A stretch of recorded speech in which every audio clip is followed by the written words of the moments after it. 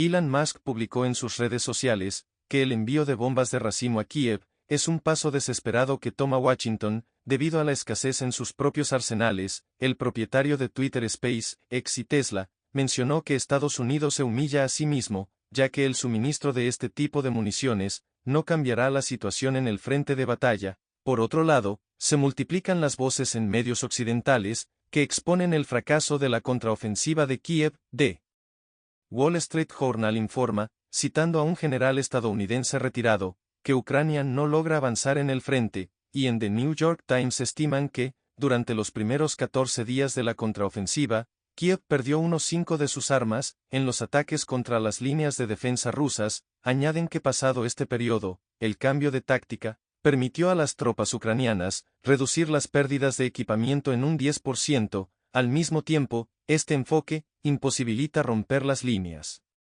de defensa rusas. Mientras tanto, los servicios operativos informan que las fuerzas aeroespaciales de Rusia destruyeron un punto de mando de drones, ubicado en el territorio controlado por las tropas ucranianas. A su vez, el Ministerio de Defensa reporta que, en las últimas 24 horas, Jeff perdió más de 600 uniformados. El presidente de Corea del Sur Yoon Suk-yeol realizó este sábado una visita sorpresa a Ucrania, ofreciendo un creciente apoyo militar y humanitario, al tiempo que demostraba la cooperación de su propia nación con la OTAN. El mandatario viajó previamente a Lituania para la cumbre de la OTAN y a Polonia. Es su primera visita desde que Rusia invadió Ucrania hace casi 17 meses. Mientras tanto, el Servicio de Guardia de Fronteras de Ucrania confirma que mercenarios de Wagner ya han llegado a Bielorrusia, según un informe desconocido del Grupo de Vigilancia Militar Belorition-Gayun. Un gran convoy de unos 60 vehículos, entre los que había grandes camiones y autobuses, fue visto desplazándose hacia el noroeste,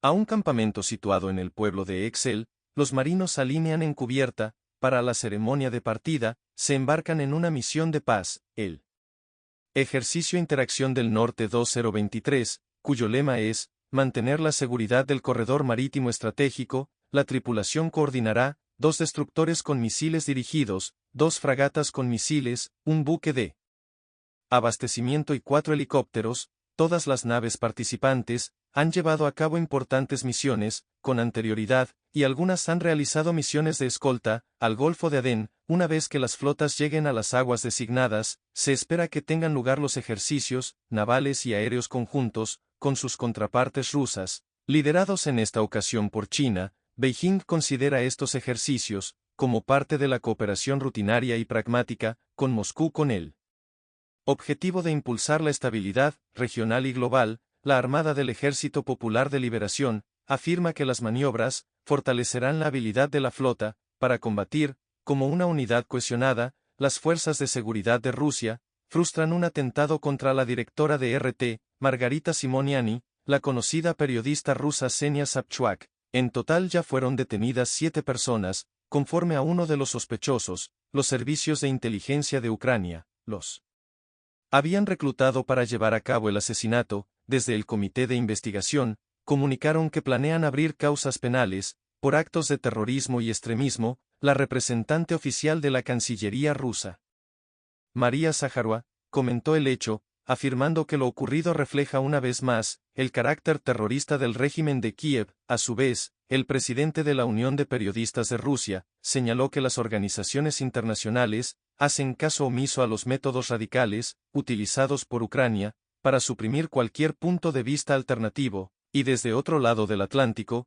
la presidenta de la agencia de noticias Telesur, Patricia Villegas, se solidarizó con Margarita Simoniano tras el intento de asesinato, y expresó su respaldo a todos los equipos de RT y Sputnik Mundo, mientras que desde el gobierno de Nicaragua enviaron una carta a Simonian expresándole su total respaldo y reprobando el intento de asesinato orquestado desde Kiev. Cabe recordar que este no ha sido el primer intento de Ucrania de matar a periodistas rusos. La jornada de este sábado en Moscú ha estado marcada por la frustración de un plan para atentar en contra de la vida de la directora del grupo RT, Margarita Simonian, ha dado a conocer el Servicio de Seguridad Federal de Rusia. Ellos informaron que se frustró este intento de asesinato y que esto estaba siendo preparado por los Servicios Especiales de Ucrania, es un grupo hasta ahora de 7 individuos que han sido detenidos, pero preste atención, dentro de este grupo de personas, habían hasta menores de edad, se informó son imágenes, del momento de la captura de estas personas, que planificaban atentar en contra de la vida de nuestra directora, en los lugares donde fueron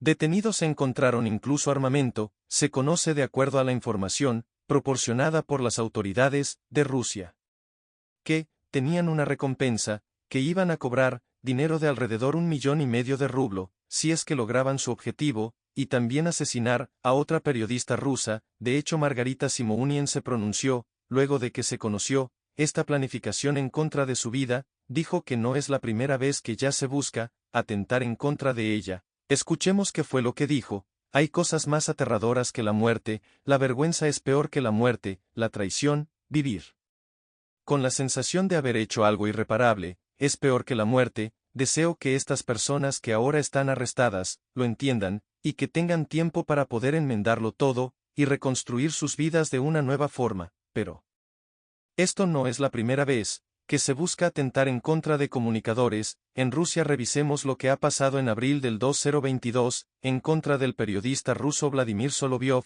que se frustró un intento de asesinato, por orden del régimen de Kiev. Aquí los imputados dentro de esta causa, también se les formuló cargos, por participar dentro de una organización terrorista, pero también veamos lo que pasó en mayo de este año, en contra del escritor ruso, Zahar Prilepin, quien sobrevivió a un atentado, también perpetrado por el régimen de Kiev, quien puso un explosivo en su vehículo, y donde sí falleció el chofer del escritor ruso, pero hay otros casos, donde sí han existido víctimas mortales. Es el caso de Daria Dugina, hija de un influyente politólogo y filósofo ruso, quien murió tras una explosión en su vehículo, luego de salir de un evento en las afueras de Moscú. Este ataque estaba dirigido hacia su padre, pero en un intercambio de vehículos, lamentablemente, Dugina perdió la vida como resultado de este atentado, pero no es el único. Como mencionábamos, en abril, también del 2023 en San Petersburgo se registró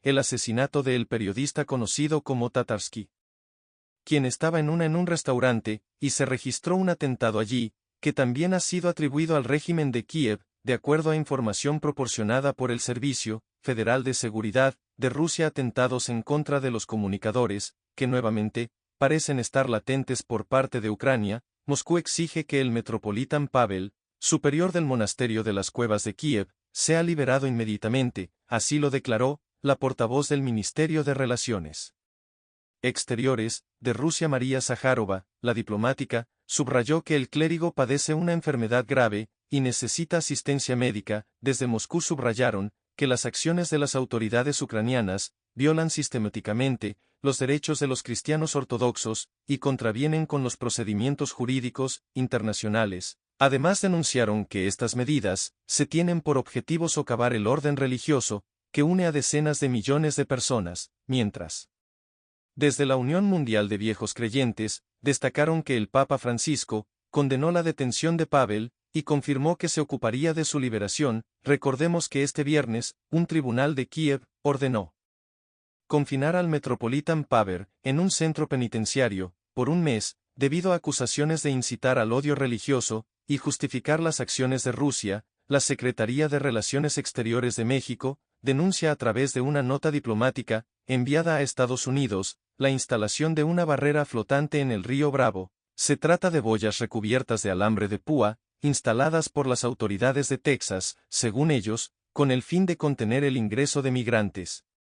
Las autoridades mexicanas señalan que no recibieron ningún aviso sobre la colocación de esta barrera en la zona fronteriza con la ciudad de Piedras Negras. Sin embargo, el gobierno del estado de Texas, que inició el proceso de instalación la semana pasada, alega que anunciaron la construcción del mecanismo de contención desde el pasado mes de mayo, concretamente, en vísperas de la expiración de la normativa migratoria estadounidense, conocida como Título 42, adoptada durante la pandemia. Por su parte, el Ejecutivo de López Obrador concluye que esta medida viola la legislación de la Comisión Internacional de Límites y Aguas entre los dos países. Dicha ley señala que es el organismo, el que debe avalar cualquier trabajo e instalación dentro de las islas y el cauce del río Bravo. El gobierno de Colombia y el Ejército de Liberación Nacional firmaron una serie de 9 protocolos para implementar un acuerdo de cese al fuego. Algunos de los puntos acordados durante este periodo incluyen seguridad y protección para los exguerrilleros. Estos acuerdos se establecen las reglas para concretar cómo operará el cese de hostilidades, quedando contemplado lo prohibido, así como el funcionamiento del monitoreo y la verificación que acompaña la medida. Cabe destacar que estos protocolos se regirán en todo el territorio colombiano a partir del 3 de agosto, por un periodo de 6 meses. Además, las delegaciones de paz del gobierno y del ELN apuntaron que el cuarto ciclo de diálogo iniciará 14 de agosto. En Caracas, recordemos que 21 de noviembre del 2022, la administración de Gustavo Petro restableció las negociaciones con el grupo guerrillero. Hasta la fecha, se han desarrollado rondas de conversaciones en Venezuela, México y Cuba. Es importante señalar que durante este proceso, el gobierno le otorgó un carácter político a la organización armada, pero aún así se dieron varios episodios violentos por parte del grupo. Estados Unidos suspende indefinidamente el monitoreo satelital de los cultivos de coca en Colombia. Sin embargo, señalan que mantendrán la revisión de estos campos, con la ayuda proporcionada por el gobierno de Gustavo Petro. Desde hace décadas, la Oficina de Política Nacional para el Control de Drogas de la Casa Blanca ha llevado a cabo estas acciones de vigilancia, no solo en Colombia, sino también en Bolivia y Perú. Así, anualmente, publicaban un informe con los datos recolectados sobre las plantaciones y la producción potencial de cocaína en la región. Luego de más de 3 décadas, Estados Unidos confirmó este viernes la suspensión del monitoreo de cultivos de coca en Colombia, lo que significaría que este país no podrá acceder o controlar vía satélite los cultivos de uso ilícito. La respuesta se conoció este 14 de julio desde el Departamento de Estado de los Estados Unidos, y abarcaría no solo la suspensión del programa, también la omisión del reporte anual de cultivos de uso ilícito en Colombia, presentado por la Oficina de Política Nacional para el Control de Drogas de la Casa Blanca.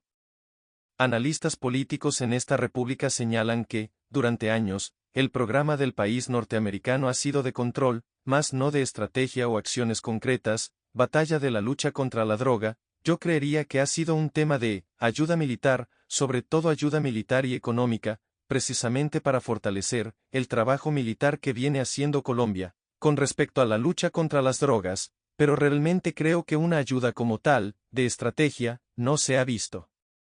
Por parte de Estados Unidos, esta decisión ha despertado respuestas divisorias. Una de ellas, la de la congresista republicana María Elvira Salazar, quien, Twitter afirmó que este es un favor por parte de Biden a Petro. Sexualmente dijo, están dispuestos a todo, por tal de complacer a sus aliados ideológicos. ¿Cuál será el próximo favor? ¿Quitará al ELN de la lista de terroristas? A este mensaje, el mandatario colombiano indicó que las cosas cambian en una respuesta que puede anteceder a las acciones que debe tomar el gobierno para frenar el narcotráfico en Colombia y priorizar la vida en los territorios durante años afectados por la guerra que trae consigo este negocio. Yo creo que más bien es un mensaje donde tiene que caber hacia todos los, ante la sociedad, de que la lucha está mal direccionada y se tiene que dar un nuevo plan, un nuevo enfoque hacia esa lucha, porque si no nos damos cuenta que a hoy todo sigue siendo exactamente igual, todo se sigue manejando exactamente igual,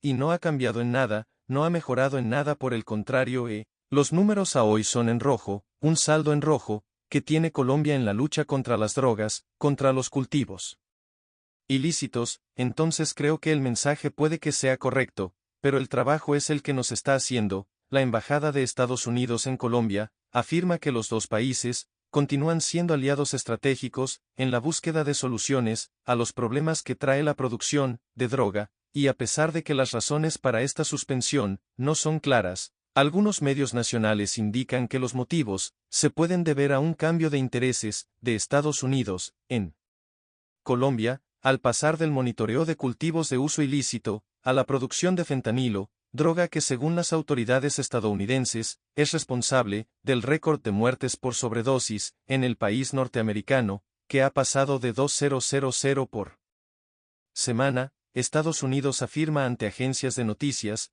que esta suspensión de monitoreo es solo temporal y que continuará su control de las plantaciones, de la mano del gobierno colombiano. Brasil ocupa el 8º puesto en el listado de los países más violentos del mundo, según la ONU. Una problemática del alto nivel de la delincuencia es la gran cantidad de víctimas colaterales. En lo que va del 2023, tan solo en Río de Janeiro, se reportaron 31 muertes por balas perdidas. Brasil se encuentra en el ranking de los 10 países con más muertes violentas en el mundo, 22 homicidios por cada 100.000 habitantes, según la Oficina de Naciones Unidas sobre Drogas y el Delito. En 2023, un total de 31 personas fallecieron por balas perdidas en la región metropolitana de Río de Janeiro, y otras 70 terminaron heridas, según apunta un informe de la ONG Fuego Cruzado. El dato representa un incremento del 138% de muertes por esta causa en relación al mismo periodo de 2022. Para el vocero de la ONG Fuego Cruzado Carlos Yanga, uno de los elementos que explica el incremento de los homicidios fue la flexibilización del Estatuto de Desarme. Durante el gobierno de Jair Bolsonaro, se estima que hay un total de 2,9 millones de armas de fuego en manos de civiles. Ecual flexibilización. Con la flexibilización de las leyes sobre el acceso a las armas, incluso a las de gran calibre, hay mayor facilidad para la circulación de armas en manos de grupos criminales, algo que consecuentemente lleva a un mayor número de tiroteos y víctimas mortales. Con la llegada del nuevo gobierno, algunos decretos presidenciales fueron revocados, pero son nítidas las consecuencias de lo que ocurrió en los últimos 4 años, 6 o 7 meses, no son suficientes para contener esta ola de violencia, que se incrementó drásticamente por el fácil acceso a las armas promovido por la última administración. Según el Atlas de la Violencia, publicado por el Foro Brasileño de Seguridad Pública, entre 2009 y 2019, Brasil tuvo un promedio de 109 asesinatos por arma de fuego cada día. Los datos reflejan un escenario de violencia estructural que en el estado de Río de Janeiro tiene que ver con la disputa por el control territorial entre grupos narcotraficantes, paramilitares y la policía. Este modelo de ocupación militar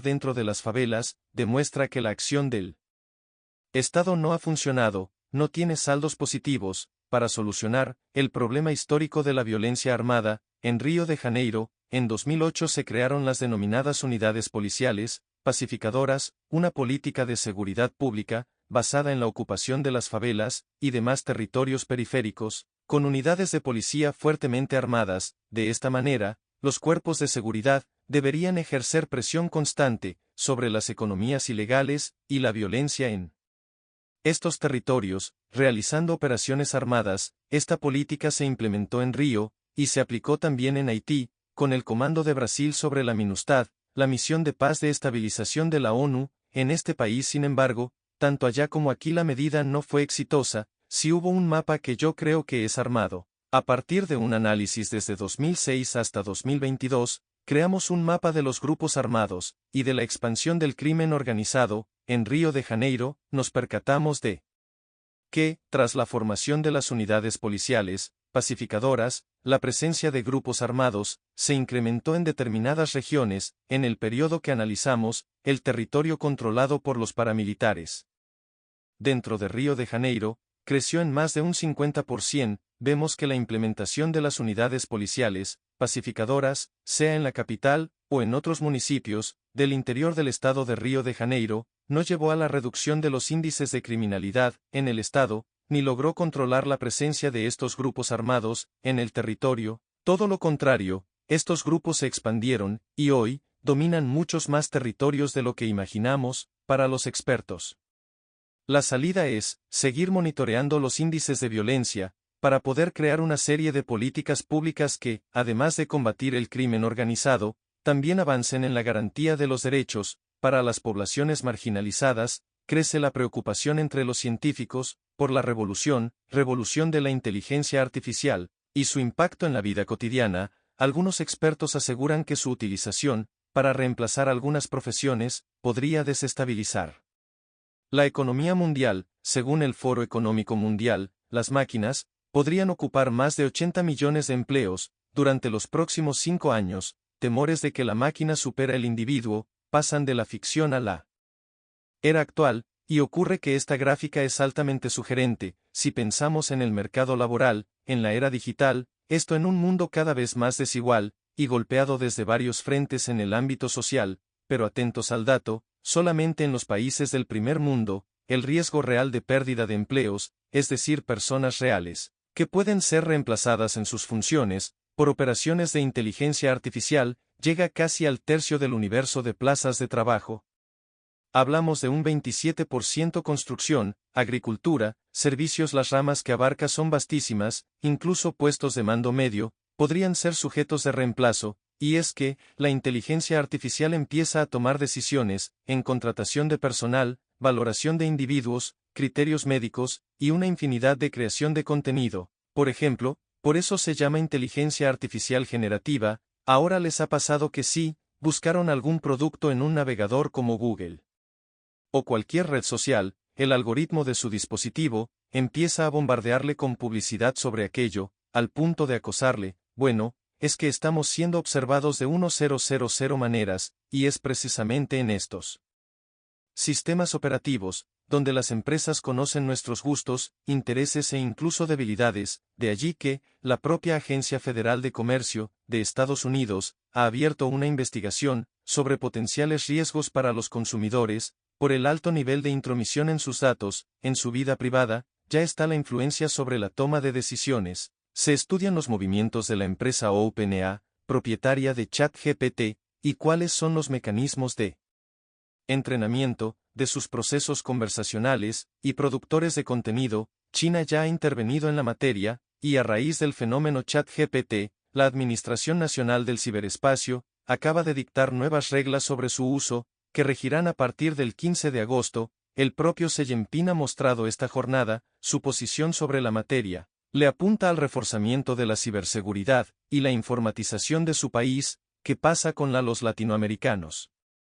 Recientemente, un asesor de la UNESCO alertó sobre los potenciales riesgos para los usuarios de esta parte del planeta. Él habla de la necesidad de que los latinoamericanos tengan voz propia sobre las circunstancias que se avecinan, y es que la región, históricamente, ha sido receptora pasiva de las tecnologías, y se alerta de la ampliación de brechas digitales, así como de lo que se denomina un nuevo colonialismo, que repite los patrones de exclusión de todo tipo. Finalmente recordemos que son ya muchas las firmas que están elevando sus apuestas para competir con ChatGPT y desarrollar sus propias plataformas de inteligencia artificial generativa. Google dice que su nueva versión de .2 superará al modelo de OpenAI, lo propio las firmas asiáticas, entre las que destaca Baidu y Alibaba. Muchos alertan de que esta se presenta una gran posibilidad de desarrollo económico, y en cuestión de 2 años el número de usuarios del mercado global de chatbots se ha triplicado.